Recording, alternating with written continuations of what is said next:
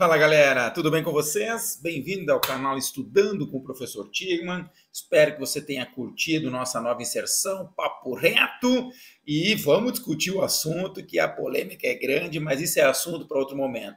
Hoje é dia de ver artigo científico de qualidade interpretado e você entender um pouco mais sobre o assunto. O assunto hoje é treinamento de força, hipertrofia e força muscular perante variação de exercício. Adianta variar exercício ou não adianta? Eu já apresentei um artigo original, bem lá no começo, falando sobre como foi feito o estudo e tudo mais, com algumas conclusões, e agora eu estou trazendo para vocês um artigo de revisão muito bacana, que acredito que nós vamos poder debater com legal. Certo, gente? Deixa eu conferir aí, tá tudo aí? Beleza, vamos lá. A ideia é variar exercícios promove um ganho superior de hipertrofia e força muscular, uma revisão publicada por Cassiano e colaboradores, o nosso amigo Schoenfeld entrou nessa barca, interessante aí que o grupo de Londrina, no Brasil, publicou aqui, na revista Journal of Strength, ou seja, revista de peso pra caramba, né, com um autor que tem um peso enorme, então um artigo que dá para ter a sua consistência bem comprovada pelos seus autores aí, tá? Publicada agora recentemente, 2022. A introdução é muito bacana, né? Ela começa falando assim, né? A carga progressiva, e quando a gente fala em carga, a gente não está falando só de peso, né? Botar mais peso, mas, desculpem aí, mas as cargas que você impõe aumentando séries, diminuindo a velocidade, qualquer forma que você cria um estresse maior é uma forma de criar uma carga progressiva. E a variação do exercício são os dois principais métodos, né, de você produzir uma adaptação no teu organismo, né, fazer com que esse cara possa avançar no seu treinamento. Né? Então esse estresse ele precisa ser controlado e essas são algumas formas, né, que você pode usar uma ou mais estratégias. Em específico aos exercícios, né, a pergunta é, a gente sabe que diferentes exercícios provocam estresse, provocam tensões diferenciadas nos grupos musculares, né? O mesmo exercício de peito, tem um voador, tem um supino, tem um crucifixo. A gente sabe que não é a mesma coisa, embora a gente tenha movimentos semelhantes, grupos musculares semelhantes, temos várias diferentes. Então, a pergunta é até que ponto essas diferenças causam uma adaptação neural ou hipertrófica diferenciada. Né? Seja isso dentro de uma mesma sessão, seja isso de uma sessão para outra, seja isso alterando exercício após cada mesociclo, microciclo, né? Que você possa ter uma organização. Porque, veja bem, nós temos exercícios que são diferentes quanto ao número de articulações envolvidas, né? Mono para multiarticulares. Nós temos exercícios que podem ser feitos de um lado ou ambos os lados juntos, né? Uni ou bilateral. Nós temos exercícios de cadeia cinética fechada, com a extremidade distal fixa, ou de cadeia cinética aberta, em que nós temos a extremidade distal móvel. Nós temos máquinas ou peso livre, halteres, barras. Nós temos equipamentos que são feitos inclinados ou declinados, mudando a posição do corpo e, consequentemente, a ação da força. Pegadas pronadas, supinadas, pegadas amplas ou fechadas, músculos que estão previamente estirados, antes de começar a repetição, ou terminando com ele mais estirado. Então, nós temos várias situações dos exercícios que podem dar ou não uma diferença. E as evidências sugerem que essa variação poderia provocar maiores forças ou ganhos de massa muscular. E aí, isso é verdade ou não é? Então, está aqui o objetivo do estudo, usaram o Prisma para localizar os artigos, li artigos apenas em inglês, sujeitos saudáveis, em que foi comparado treinamentos que foram comparados sem variação com variação, massa muscular avaliada por vários parâmetros, aqui eu chamo a atenção que inclusive a circunferência de membro foi utilizada, então métodos, né, dobras cutâneas que não são tão padrão ouro em termos de massa muscular, testes de força variados, isométricos, isotônicos, enfim. Foi ainda calculado o effect size, né, com a escala que a gente tem usado normalmente, uma escala Pedro de avaliação de qualidade dos estudos. Tá? Então, está aí o material. Resultados. Apenas 8 estudos com 241 sujeitos. Então, de cara, né, gente, já não foi possível fazer a meta-análise, apenas uma revisão do assunto. e vocês vão ver que eu não vou estar trabalhando com os gráficos hoje, apenas com os comentários dos estudos aí. A média da escala Pedro ficou em 6,1, de bom a excelente. Então, os estudos, os que têm, foram bem feitos. O problema é que foram poucos os estudos, né? Vamos lá, então. Aqui, de começo, ele começa dizendo assim, ó, variar exercícios, e aí começa as contradições. Em um estudo, a variação causou um modesto aumento na massa muscular aí do vasto medial.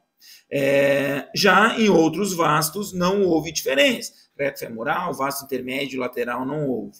Então, parece, e quando vai para a força, os grupos tiveram um maior ganho, né, no agachamento comparado aos exercícios o grupo que não variou. Então, um estudo mostrando isso. Já trazendo outro estudo, mostrando que houve um similar resultado em termos de massa magra nos sujeitos.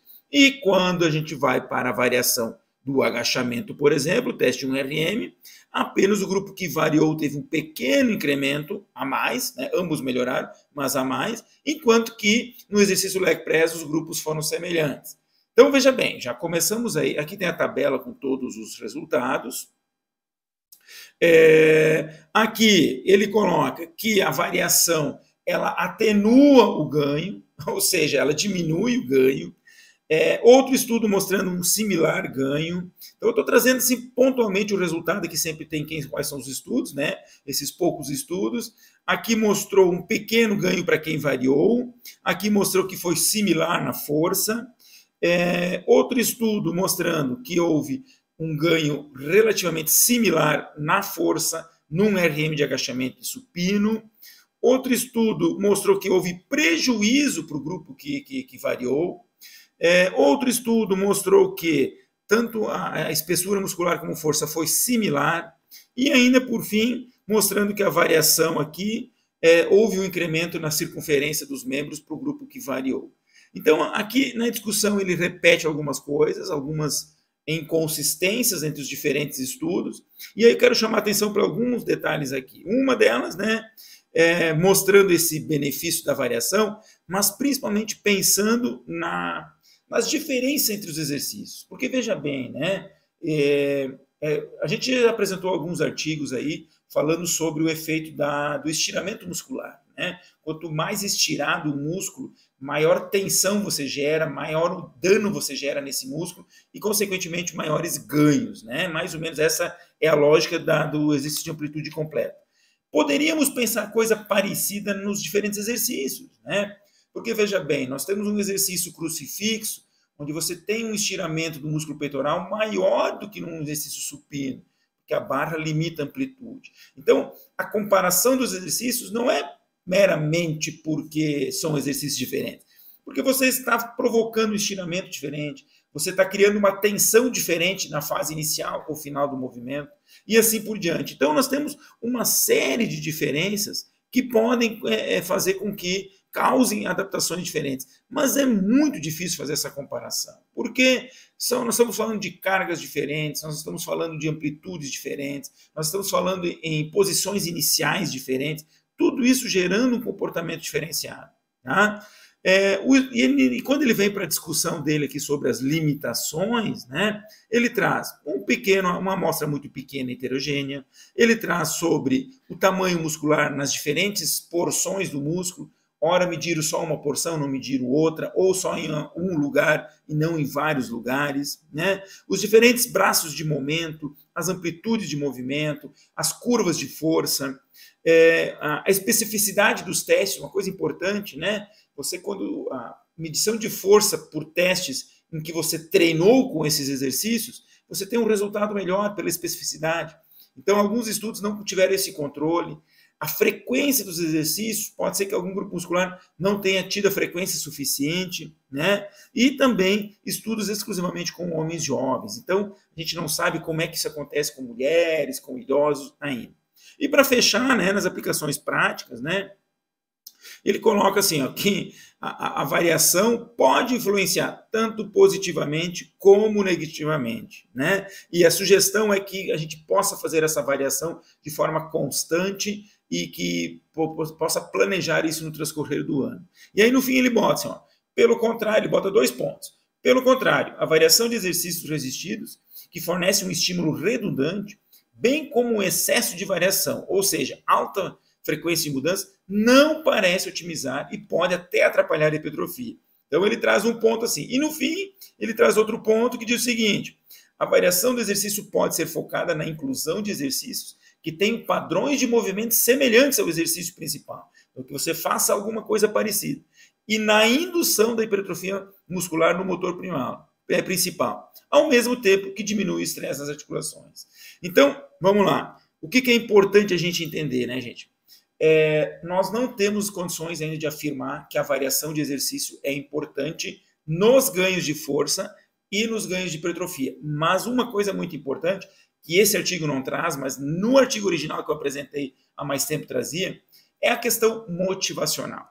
Será que eu variando mais exercício, eu não tenho um cara mais motivado a continuar treinando, melhorando a sua aderência, melhorando a vontade de aumentar a carga, tendo mais assiduidade, enfim, será que esse treino não se torna mais adequado para esse cara?